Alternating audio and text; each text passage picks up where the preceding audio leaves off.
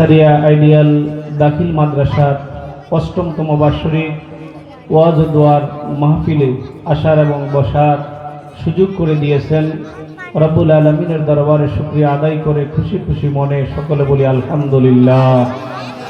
দুরুদ ও সালাম প্রিয় নবী রাসূল আরবি সাইয়্যিদুল আম্বিয়া সাইয়্যিদুস সাকালাইন নবীউল হারামাইন ইমামুল কিবলাতাইন মুহাম্মদুর রাসূলুল্লাহ সাল্লাল্লাহু আলাইহি ওয়াসাল্লামের নূরানী কদম মোবারক যেই নবী রাসূল আরবি সরকার দো আলম শামসুদ্দোহা কাহফুল ওয়ারা জাদ্দুল হাসান আল হুসাইন মাওলা সাকালাইন আবুল কাসেম মুহাম্মদ ইবনে আব্দুল্লাহ মুহাম্মদুর রাসূলুল্লাহ সাল্লাল্লাহু আলাইহি ওয়াসাল্লামের ইজ্জতে সম্মানে দৌলতে নবীর উসিলায় আল্লাহ তাআলা বিশ্বভুবন আল্লাহ তাআলার কুল কায়নাতের সমস্ত সৃষ্টিকুল সৃষ্টি করে আল্লাহ তাআলা আমাদেরকে তারই মাঝে শ্রেষ্ঠত্বের মর্যাদা শ্রেষ্ঠত্বের নিয়ামতের ভাগিদার করেছেন। তিনি মহান রসুল আরবি যেই নবী সরওয়ারে কায়নাতের উম্মত আমরা হতে পেরেছি, যেই নবীর উম্মত হওয়ার জন্য অনেক নবী রসুলগণ আল্লাহর কাছে প্রার্থনা করেছেন। আমরা বিনা প্রার্থনায় বিনা আশাবাদী হওয়াতে আমরা নবীর উম্মত হতে পেরেছি এবং কোরআনের মতো এমন মহান ধর্মগ্রন্থ আল্লাহ তাআলা যে নবীর উপরে আমাদের জন্য নাজিল করেছেন সেই নবী রাসূল করিম সাল্লাল্লাহু আলাইহি ওয়াসাল্লামের নূরানী কদম মোবারকে লক্ষ কোটি দুরুদ সালাম সকলে একবার মন প্রাণ উজাড় করে মদিনার দিকে খেয়াল করে রাসূল পাক সাল্লাল্লাহু আলাইহি ওয়াসাল্লামের উপরে একবার দুরূদ শরীফ পড়ি। সকলে বলি সাল্লাল্লাহু আলাইহি ওয়াসাল্লাম। সুপ্রিয় উপস্থিতি, মিজমিজি নাসারিয়া আইডিয়াল দাখিল মাদ্রাসা অষ্টমতম বার্ষিক মাহফিল। এই মাহফিলের আজকের সভাপতি প্রধান অতিথি এলাকার মান্যগণ্য ব্যক্তিবর্গ বিশিষ্ট ব্যক্তিবর্গ এলাকার বিভিন্ন স্তরের মুসলিম সমাজসেবক ধর্মবিরু ধর্মপ্রাণ যারা মাদ্রাসার সাথে সম্পৃক্ত সকলকেই এবং পদ্মার অন্তরালে বিভিন্ন জায়গায় যারা রয়েছেন মা বোনেরা সকলকে আমি আমার পক্ষ থেকে সালাম দিচ্ছি। আসসালামু আলাইকুম ওয়া রাহমাতুল্লাহি ওয়া বারাকাতুহু। সুপ্রিয় উপস্থিতি, সময় খুব কম, ওয়াজ মাহফিল হচ্ছে হবে। সৌভাগ্যবান সে যে মাহফিলে আসে কোরআনের কথাগুলি শুনে কোরআনের সাথে নিজেকে জড়ায়া রাখে কোরআনের সাথে সম্পৃক্ত হয় কোরআনওয়ালাদের সাথে আল্লাহওয়ালাদের সাথে নবীওয়ালাদের সাথে কোরআন যারা বহন করেছেন একজন আলেম একজন হাফেজ একজন মসজিদের ইমাম সাহেব একজন মাদ্রাসার শিক্ষক একজন মাদ্রাসার ছাত্র তাদের সাথে যারা সম্পৃক্ত হবে সম্পর্ক রাখবে আল্লাহ তাআলাও তাদেরকে দামি বানায়া দিবে। সুবহানাল্লাহ। পৃথিবীর মধ্যে এই বিশ্বভুবনে আমরা ইঞ্জিনিয়ার দেখি ডাক্তার দেখি বড় বড় ক্যাডার বাহিনী দেখি যত মানুষ হয়ে আপনি আমি চোখ বুলাইয়া দেখবেন এই বিশ্বভুবনে শ্রেষ্ঠত্বের আর দামি মানুষের কোনো অভাব নাই। কিন্তু কথা হলো দামি তো দুনিয়াতে আল্লাহর কাছে দামি হওয়ার জন্যই আমার আল্লাহ তাআলা কোরআনুল কারীমের মধ্যে আল্লাহ তাআলা জানিয়ে দিয়েছেন। আল্লাহর প্রিয় হাবিব তার হাদিস শরীফের মধ্যে জানিয়ে দিয়েছেন পৃথিবীর মধ্যে সবচাইতে উত্তম মানুষ কারা, সবচাইতে দামি মানুষ কারা, সবচাইতে আদর্শবান মানুষ কারা। খয়রুকুম শব্দ ব্যবহার করে ইসমে তাবদীলের সিগা খয়রুন আখিয়ারুন থেকে এই শব্দ ব্যবহার করে আল্লাহর প্রিয় হাবিব আজ থেকে 1450 বছর পূর্বে আল্লাহর নবী রাহমাতুল লিল আলামিন জানিয়ে দিয়েছেন, ওগো বন্ধু আপনি পৃথিবীর মানুষদেরকে আপনার উম্মতদেরকে আপনি জানিয়ে দিন পৃথিবীর মধ্যে তারাই হলো সবচাইতে দামি তারাই হলো সবচাইতে উত্তম মানুষ। ইয়া রাসূলুল্লাহ ইয়া হাবিবাল্লাহ তারা আবার কারা? নবীজি বললেন যারা কোরআন শিখে এবং কোরআন শিখায়। খায়রুকুম মান তাআল্লামাল কুরআনা ওয়া আল্লামাহু। বলেন না সুবহানাল্লাহ। কোরআন শিখবে এবং শিখাবে তাদের চাইতেও দামি মানুষ। হয়তো টাকা পয়সার দিকে দামি হতে পারে, বাড়ি গাড়ির দিকে দামি হতে পারে, ক্ষমতার দিকে দামি হতে পারে, কিন্তু আল্লাহর কাছে সবচাইতে দামি ব্যক্তি ওই ব্যক্তি। এই জন্য রাসূল করিম সাল্লাল্লাহু আলাইহি ওয়াসাল্লাম একখানা হাদিস শরীফের মধ্যে রাসূল করিম সাল্লাল্লাহু আলাইহি ওয়াসাল্লাম বলেন, পৃথিবীর মধ্যে সাহাবায়ে কেরামকে নবীজি বললেন, ওগো আমার সাহাবারা, আমি তোমাদেরকে একটি বিষয় জানাবো। সাহাবায়ে কেরাম বললেন, ইয়া রাসূলুল্লাহ, ইয়া হাবিবাল্লাহ, জানতে চাই নবী গো। নবীজি বললেন, ওগো আমার সাহাবারা, জানো কি দুনিয়ার মধ্যে সবচাইতে উত্তম মানুষ কারা? দুনিয়ার মধ্যে সবচাইতে দামি মানুষ কারা? সাহাবায়ে কেরাম বললেন, ইয়া রাসূলুল্লাহ, ইয়া হাবিবাল্লাহ, আমরা আপনার কাছ থেকে জানতে চাই। কার কাছ থেকে? নবীর কাছ থেকে জানতে চাই। নবীজি বললেন, আহলুল কুরআন হুম আহলুল্লাহ ওয়া খাসাতুহু। বলেন না সুবহানাল্লাহ। নবীজি বললেন, তারা হলো সবচাইতে দামি মানুষ, দুনিয়ার মধ্যে সবচাইতে উত্তম মানুষ, দুনিয়ার মধ্যে সবচাইতে ভালো পুরস্কৃত মানুষ হলো তারা যারা আহলুল্লাহ এবং আহলুল কোরআন। এটা আবার কারা? এটা হলো যারা কোরআনের সাথে সম্পর্ক তৈরি করে রাখে।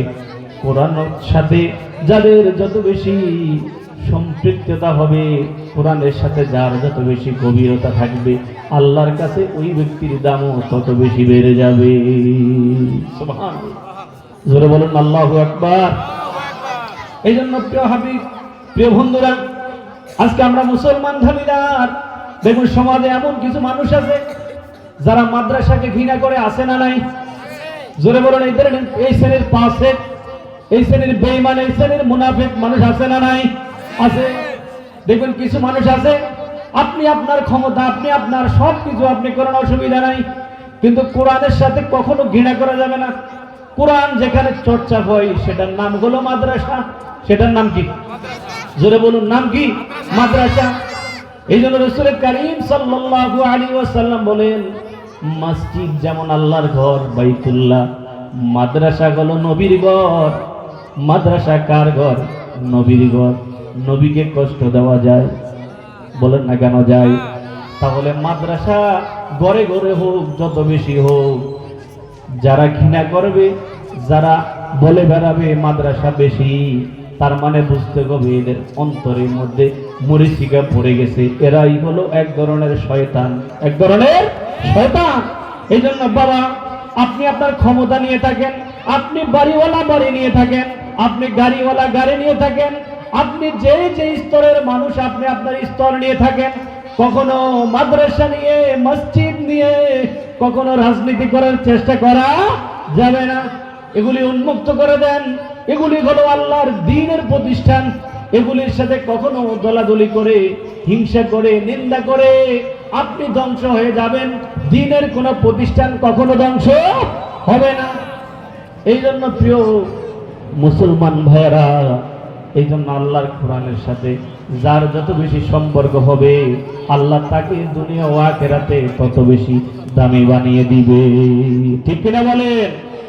এই জন্য আল্লাহ রাব্বুল আলামিন আমাদেরকে আল্লাহ তাআলা সূরাতুল আনফালের 2 নম্বর আয়াতের মধ্যে আল্লাহ তাআলা জানিয়ে দিয়েছেন, ইন্নামাল মুমিনুনা আল্লাযীনা ইযা যুকিরাল্লাহ ওয়াজিলাত কুলুবুহুম ওয়া ইযা তুলিয়াত আলাইহিম আয়াতুহু।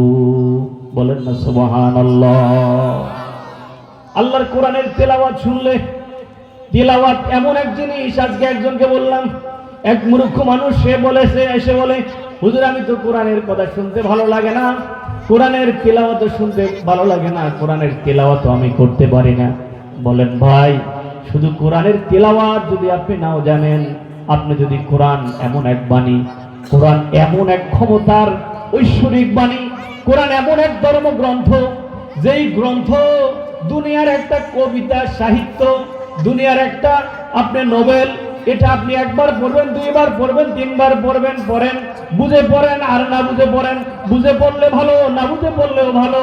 কিন্তু কোরআনুল কারীম এমন এক কোরআন, যেই দুনিয়ার কবিতা একবার পড়লে দ্বিতীয়বার পড়তে মন চায় না। কিন্তু কোরআনুল কারীমের সূরাতুল ফাতিহা জীবনে কতবার শুনেছি আর কতবার তিলাওয়াত করেছি, বলে হিসাব করা যাবে? বলে না যাবে? যাবে না। কিন্তু এত কিছুর পরেও দেখেন এই কোরআনের মধ্যে এত কি মধুর, এত কি রহস্য, এত কি গভীরতা এই কোরআনের মধ্যে লুকিয়ে আছে। যেই কোরআনের তিলাওয়াত শুনলেও সওয়াব, তেলাওয়াত করলেও সওয়াব, তেলাওয়াত যারা করে তাদেরকে ভালোবাসলেও নেকি, আর কোরআনের তিলাওয়াতকারী যারা হবে তাদেরকে ভালোবাসলেও আপনি জান্নাতে যেতে পারবেন। বলেন সুবহানাল্লাহ। এজন্য বাবারা আসুন, আপনারা এই সমাজ ব্যবস্থার মধ্যে আমাদের কিছু কিছু মানুষ আছি আমরা, যারা কোরআনের সাথে আপনার সম্পৃক্ততা নেই। আপনি মূর্খ মানুষ, আপনি অজ্ঞ মানুষ, অসুবিধা নেই। কিন্তু যারা কোরআন তেলাওয়াত করে, যারা মাদ্রাসার সাথে সম্পৃক্ত, যারা মসজিদের ইমামতি করে, যারা একজন আল্লাহওয়ালা ব্যক্তি, আলেম, দুনিয়ায় কিছু মানুষ আছে যারা আলেম আল্লাহওয়ালা ব্যক্তিদেরকে নিয়ে নানা রকম কটূক্তি করে। এই জন্য সুপ্রিয় উপস্থিতি, যদি আপনি না পারেন অন্তত একজন আলেমকে হলেও আপনি সম্মান করেন। ওই আলেমকে সম্মান করার কারণে হাসরের ময়দানে আল্লাহ আপনাকে জান্নাতি বানায়া দিবে। এজন্য আসুন আসুন আপনারা আমরা দ্বীনের সাথে সম্পৃক্ত থাকি। নারায়ে তাকবীর, নারায়ে তাকবীর। মিজবিবিন আনসারী আইডিয়াল মাদ্রাসা আজকের পবিত্র মাহফিল, নারায়ে তাকবীর। যে উপস্থিতি, আল্লাহ তাআলা আমাদেরকে মাদ্রাসার সাথে সম্পৃক্ত থেকে এই যে একটা মাদ্রাসা হলো, এই মাদ্রাসার সাথে মাহফিল হচ্ছে, মাহফিল আমরা নাই, আমাদের সংখ্যা খুব কম। টাকা পয়সা দিয়ে যে যেভাবে পারেন মাদ্রাসার সাথে সম্পর্ক রাখবেন, মাদ্রাসার সাথে মহব্বত রাখবেন, মাদ্রাসার হুজুরদের সাথে সম্পৃক্ত রাখবেন, মাদ্রাসার প্রিন্সিপাল মহোদয় হাফেজ আব্দুর রহমান সাহেব ওনার সাথে সম্পর্ক রাখবেন, মাদ্রাসার ওস্তাদদের সাথে সম্পর্ক রাখবেন। এবং মাদ্রাসার দিকে এখানে অনেক অসহায় দরিদ্র ছেলেরা মেয়েরা লেখাপড়া করে, মাদ্রাসার সাথে সম্পৃক্ত থেকে আল্লাহ তাআলা যেন দুনিয়া ও আখিরাতের জিন্দেগি আমাদের কামিয়াবি করে। আল্লাহ তাআলার কাছে এই প্রার্থনা রেখে আল্লাহ তাআলার কাছে দোয়া করি, আল্লাহ তাআলা আমাদের সকলকে কবুল করুক। বলেন আমিন। ওয়া আলহামদুলিল্লাহি রাব্বিল আলামিন। আসসালামু আলাইকুম ওয়া রাহমাতুল্লাহি ওয়া বারাকাতুহু। মাশাআল্লাহ, বারাকাল্লাহু ফি হায়াতি।